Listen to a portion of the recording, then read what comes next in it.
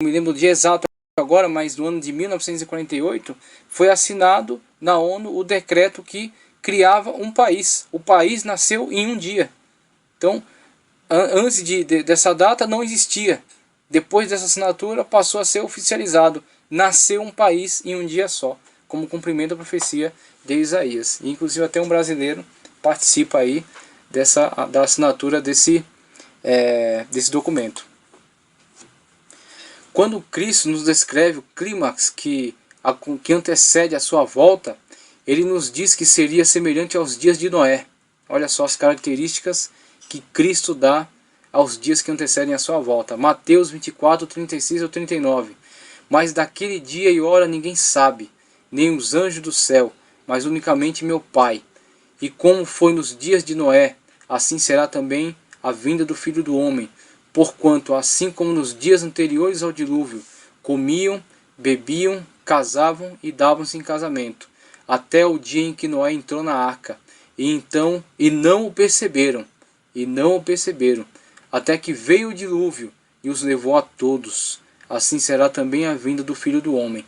Não espere por barulho ou grande alarde, esteja pronto, pois em um dia qualquer, um dia corriqueiro, em que você está correndo atrás dos seus afazeres, fazendo as suas coisas, seu serviço doméstico, seu trabalho, está passando pelas suas aflições, ou está passando por um momento de contentamento, de felicidade, no momento em que ninguém espera, a trombeta toca e todos sobem.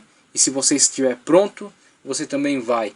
Você pode piscar os seus olhos em meio aos seus afazeres, e quando abri-los, porque Paulo falou que será num abrir e fechar de olhos, ou seja, num piscar. Então você de repente, dentro da sua grande angústia que está vivendo, você, ao piscar seus olhos, fechar os seus olhos, você está nessa sua vida de angústia, de sofrimento. Quando seus olhos se abrem, você vai estar já diante do Senhor. Vai estar já na glória, juntamente com todos os santos que vão simultaneamente ressuscitar e estar também se encontrando com o Senhor nos ares. Já está encontrando com o Senhor nos ares para juntamente com todos os irmãos irmos para a glória. Num momento, num abrir e fechar de olhos ante a última trombeta, porque a trombeta soará e os mortos ressuscitarão incorruptíveis e nós seremos transformados, como 1 de Coríntios 15, 52 diz. Outros alertas de Cristo para a sua igreja. Em Mateus 24, 43 e 44, Cristo ele fala acerca de quando Cristo virá como um ladrão à noite. Olha só o exemplo que ele usa. Como um ladrão, ele fala que se o dono da casa esperasse, se protegeria, tomaria as medidas necessárias. Mas é exatamente esse o problema. Nós não sabemos quando vem. Então nós temos que estar pronto todos os dias, porque não sabemos o dia certo. E fica aí para a vergonha de muitos movimentos, Testemunhos de Jeová, Adventistas do Sétimo Dia e outros tantos movimentos que tiveram essa ousadia de fazer cálculos e ficar tentando chutar o dia da volta de Cristo. Esqueça isso. Ele disse, nem os anjos, ninguém sabe, mas somente o Pai. Somente o Pai. Se o Senhor Jesus Cristo disse que somente o Pai sabe, então logo nós não temos que nos dar a esse trabalho inútil de tentar ficar chutando quando será o dia da volta do Senhor. Somente o Senhor sabe. E hoje com certeza o Senhor Jesus Cristo está também, isso aí é um pensamento meu, também sabe, mas enquanto estava ainda na sua missão de servo aqui na terra, foi questionado e ele disse, não, somente o Pai. Estava reservado ao Pai isso. E hoje não temos aqui autorização para ficar chutando quando será, nem ficar fazendo cálculos absurdos de quando será. Mas simplesmente temos que estar prontos todos os dias. Marcos 13, 33 ao 37 diz, o servo fiel está atento à volta do Senhor. Quando ele fala acerca daquele servo que tinha obrigações de dar ali o mantimento a todos os seus conservos, aqueles que ele zelava, ele é uma espécie de um gerente ali das coisas do Senhor. Da mesma forma somos nós em relação à obra de Deus.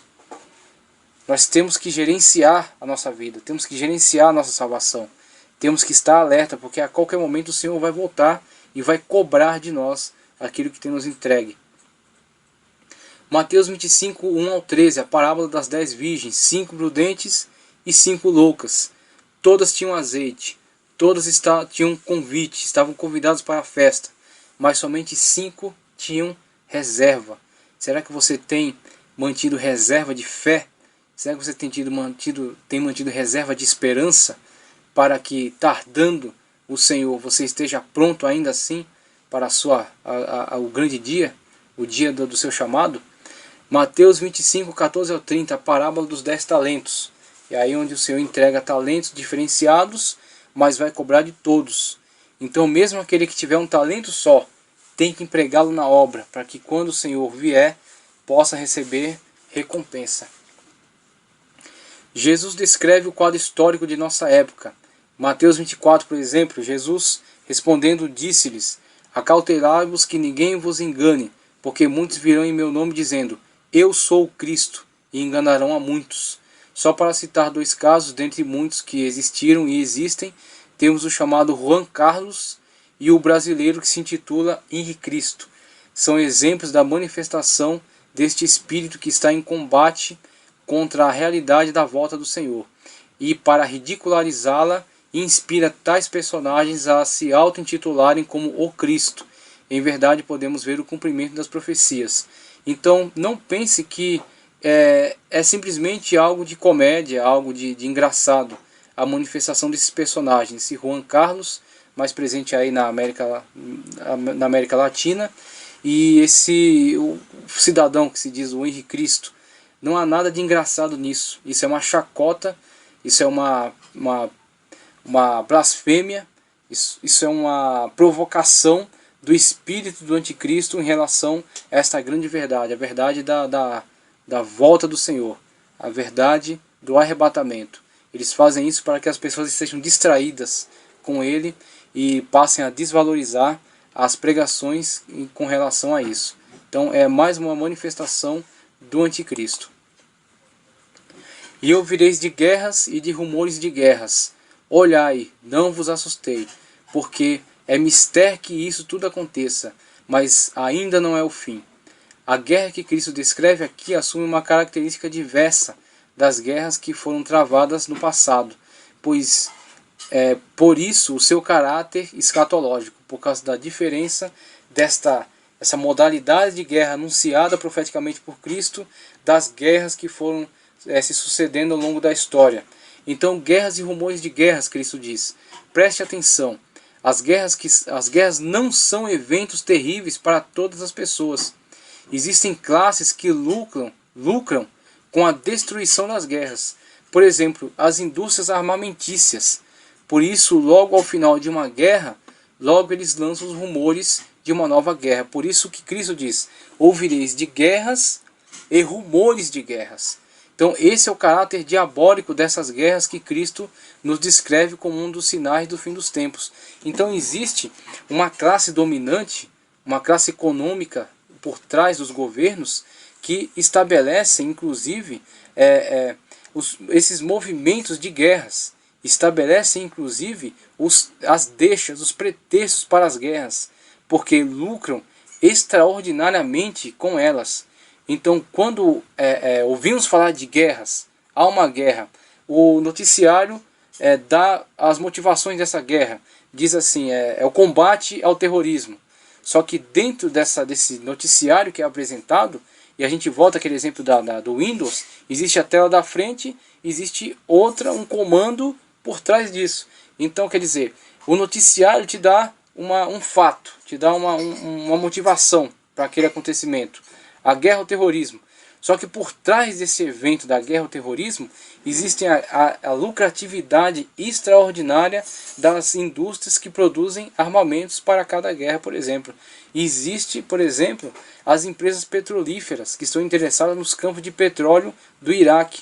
Existe, por exemplo, os governos que estão interessados com a confusão política desses países da Primavera Árabe, e que com certeza permitem essa agitação entre esses governos, porque lucram com isso. com extração de minerais, lucram com essa confusão de preços, né, que existem aí dentro desse contexto bagunçado politicamente. Nós vimos isso ao longo da história. Por exemplo, Saddam Hussein, que foi combatido pelos Estados Unidos, foi, na verdade, o próprio Estados Unidos que colocou Saddam Hussein no governo, quando era interessante para eles combater os soviéticos. Então, na época da Guerra Fria ainda, Estados Unidos e União Soviética, era interesse para eles ter ali um ditador que fizesse aliança com eles e que fosse contra os soviéticos. Então, os Estados Unidos, o pai do George Bush, que é também outro George Bush, era interessante para ele ter aquele personagem. Então ele permitiu, ele apoiou a subida ao poder daquele homem. E depois de passado alguns anos, foi interessante para os Estados Unidos remover ele de lá, porque agora o interesse mudou, o interesse é outro. Da mesma forma acontece com o Irã, aquela casta político-religiosa que domina hoje lá, os ayatollahs. Eles subiram ao poder também por incentivo dos Estados Unidos. Novamente, combate ao grande poderio que havia da União Soviética naquela região, os postos de gás, os postos de petróleo que havia ali. Então, o que você vê com isso? Manipulação política. Essas guerras que estão se sucedendo, guerras e rumores de guerra, são eventos maquinados, eventos manipulados, são eventos manipulados como se manipula uma marionete, e que traz por trás de todos eles um caráter diabólico, demoníaco, o caráter do espírito da Babilônia governando por trás desses eventos históricos. E você fica sabendo somente daquilo que interessa a eles saberem, porque a parte por trás disso, as maquinações político-econômicas, não são faladas para nós no noticiário. Por isso que Cristo traz esses eventos dentro de uma profecia escatológica. Hoje, na época dele, tínhamos guerras, mas você na época futura, ou seja, na minha e na sua época, nos nossos dias, ouvireis de guerras e rumores de guerras. Guerras planejadas e as próximas já sendo planejadas dentro desta. Então, a economia e a política do mundo já estão dominadas pelo mesmo espírito que levantou Nimrod, a fim de construir uma torre que afrontasse a soberania de Deus, que depois se manifestou em Nabucodonosor, a linha sucessória desde Nimrod, né, a Babilônia, e na soberba de Babilônia. E como foi descrito por Daniel em sua visão, quando via a Babilônia representada por um leão alado. Preste atenção, leia a profecia de Daniel, perceba, preste atenção na figura do leão alado, as situações que ele descreve. Viu ele as asas do leão serem arrancadas, e o animal ser posto em pé e ganhar um coração humano. Agora o espírito que governa as nações é este espírito bestial herdado da antiga Babilônia. Então ele pega aquele animal que estava simbolizando Babilônia, e você pega, por exemplo, na estátua, a Babilônia é a cabeça. E é uma cabeça de ouro. E o ouro, ele é superior a todos os outros metais que estão descritos ali. Então mesmo que Roma é um animal terrível, é o último império, a cabeça dessa estátua é Babilônia. Então Babilônia é a mente pensante por trás disso. Então, por exemplo, o leão alado é arrancado as asas, né? Ele perde aquela característica de leão, mas ele assume uma característica de homem. É colocado sobre suas pernas e ele ganha um coração humano. Ou seja, a forma, a Babilônia política, império com delimitações de fronteira, ela desapareceu. Mas existe uma outra Babilônia hoje. A Babilônia em que eu e você estamos inseridos. Quando Pedro, por exemplo, fala na sua carta que ele escreve de Babilônia. Pedro tem essa visão. Pedro tem essa revelação. Nós estamos dentro da Babilônia. Esta Babilônia que existe desde Nimrod, está presente hoje e só será derrubada quando João em Apocalipse narra a queda de Babilônia. Ali quando o Senhor irá derrubar este império. Então, é este espírito que promove as guerras que apoiam tanto um lado quanto o outro da trincheira. Pois só há perdedores entre os mais fracos da história, entre os humildes. Como é o caso da Standard Oil, o primeiro símbolo que está acima aí, do senhor Rockefeller, um americano que estabeleceu essa empresa de refinamento de petróleo, cresceu, ganhou muito dinheiro com ela, né, estabeleceu um grande império do petróleo, e com esse petróleo o que ele fazia? Ele abastecia os tanques de guerra dos norte-americanos, dos aliados, né, da Inglaterra, da França, mas ele também abastecia os tanques de guerra dos nazistas, ou seja, do outro lado da trincheira, dos inimigos, dos países do eixo. Então, ele ganhou dinheiro tanto de um lado quanto de outro. Então diga para mim, que tipo de guerra é essa? São guerras e rumores de guerra. São guerras descritas escatologicamente por Cristo, né? Não são mais Babilônia contra a Grécia, né? E a Pérsia, né, contra uma outra nação, e lados diferentes da situação. Na verdade, são todos a mesma moeda. São manipulações de marionete que são feitas por grandes governos, governos que não têm uma bandeira, mas que estão por trás de todos os outros governos, estão manipulando toda a situação histórica, política e econômica. Como é o caso da Standard Oil, da IBM. A IBM, uma grande empresa norte-americana, empresa de informação, empresa de tecnologia. Esta empresa deu suporte ao nazismo. Ela deu todo o suporte técnico de informação para os nazistas catalogarem todas as famílias judaicas que haviam ali dentro do território alemão, e quando foi dada a ordem por Hitler, eles sabiam, o exército alemão e a Gestapo sabia exatamente onde capturar os judeus. Por quê? Sistemas de informação que a IBM, empresa norte-americana, forneceu para os nazistas. Então, essa empresa que está aí hoje aí ganhando muito dinheiro ainda, né? E que se engordou muito com isso. E a Bayer, né, como diz a propaganda, também cresceu muito através disso. Essas são empresas de grandes magnatas que lucraram voluptuosamente com a Primeira e a Segunda Guerras Mundiais, seja apoiando os aliados, como também fornecendo suprimento de combustível e alimentando com informações os países do eixo, seja um lado e outro da fronteira, né, da trincheira, e aproveitando-se da desgraça dos judeus para fazerem testes químicos em seres humanos, como no caso da Bayer. A Bayer utilizou muitas cobaias humanas para fazer os seus testes. As lideranças, talvez, não pode acusá-los, mas a empresa sim, a empresa esteve envolvida, né, o seu histórico é buscado, as suas fontes são buscadas nesses episódios históricos. Então, esse é o aspecto dessas guerras e esses rumores de guerra.